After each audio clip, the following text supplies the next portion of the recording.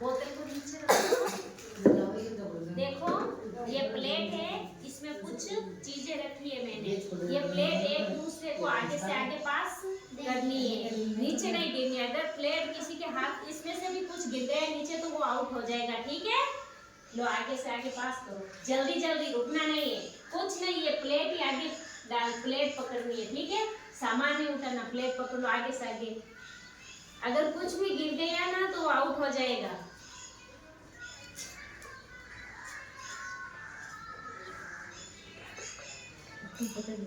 आगे चल बस कर दे। ये गिर गया, ये आउट हो गई, बाहर जा।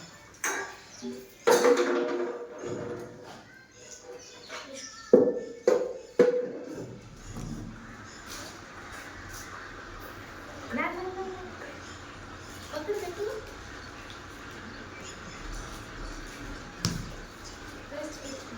बस छोटा छोटा ताली बजाओ बेटा।